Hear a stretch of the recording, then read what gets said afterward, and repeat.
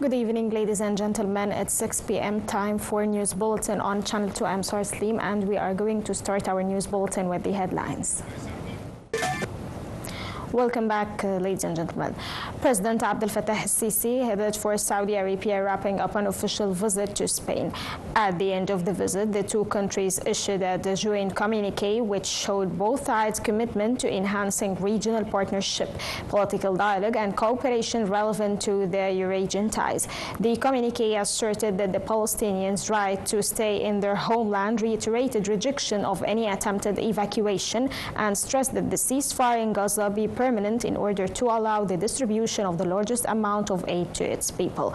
The communique affirmed that the Palestinian Authority is the one responsible for regaining stability in the Palestinian territories and called on international donors to strongly engage in the upcoming Gaza Reconstruction Conference due to be hosted by Egypt next month.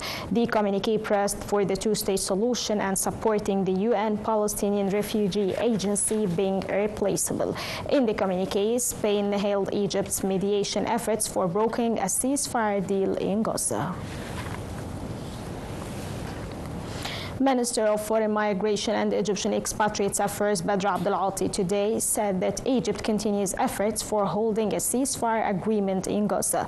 Egypt's top diplomat made these remarks in a phone call with the Croatian Foreign Minister Gordon Grlic Radman, where he reviewed a comprehensive vision to rebuild the war-devastated Strip with the presence of Palestinians in their homeland.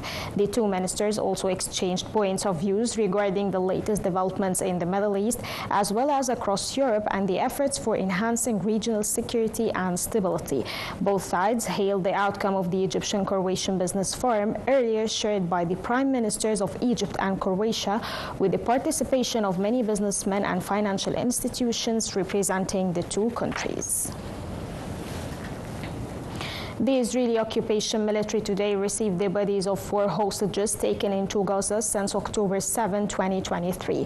This is the first release of dead hostages under a ceasefire, which has so far seen only living captives exchanged for Palestinian prisoners held in Israeli occupation jails.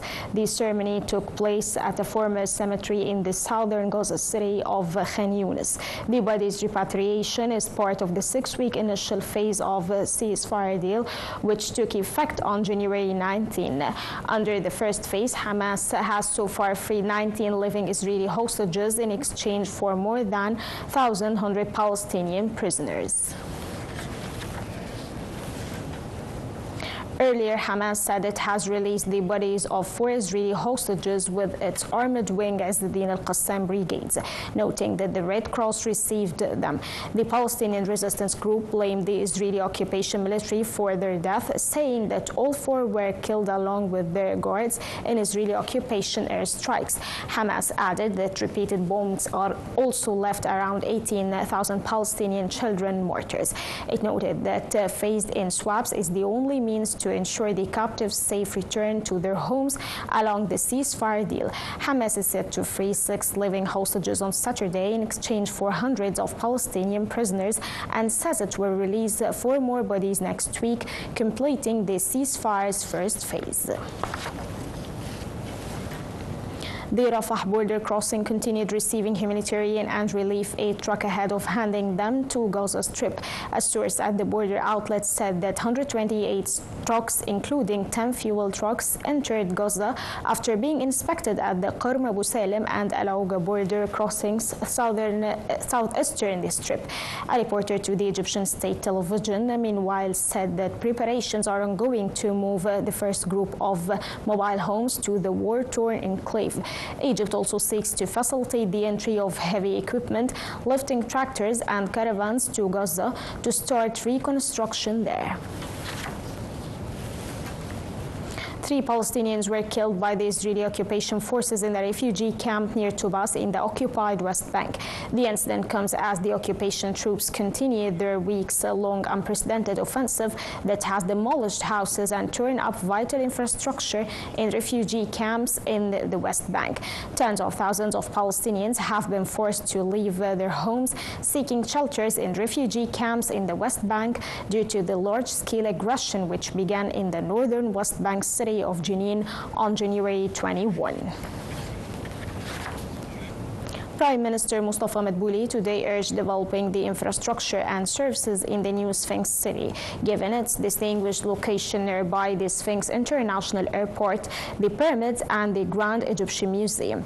The Prime Minister urged on upgrade to the strategic plans for the new Suez city, turning it into an integrated residential city from which all social categories can benefit.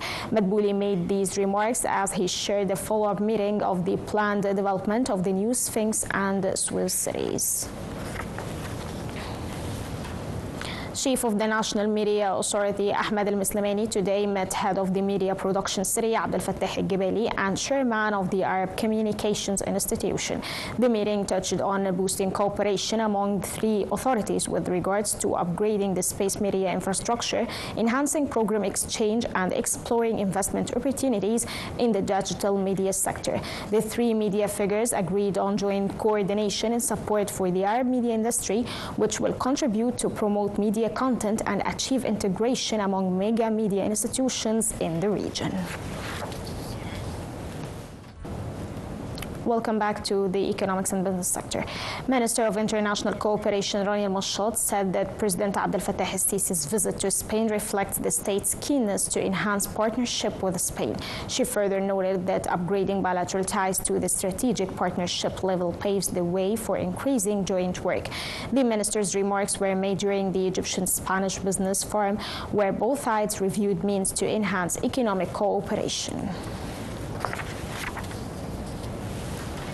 Egypt's bourse closed higher today, the weekend session, amid purchases by Arab and foreign investors against sell-offs by local investors. The market capital of listed companies added 7 billion Egyptian pounds, reaching 2.266 trillion pounds at the end of transactions that stood at 37 billion pounds. The benchmark index EGX 30 rose 0.29% above the 30,875 point mark.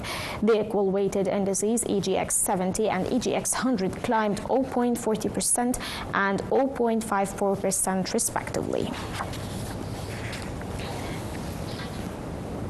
And finally, for weather news, in which Egyptian Meteorological Authority said that cold weather is expected to prevail tomorrow during daytime over Cairo, the northern coast, Upper Egypt, and Sinai, turning very cold at night all over the country.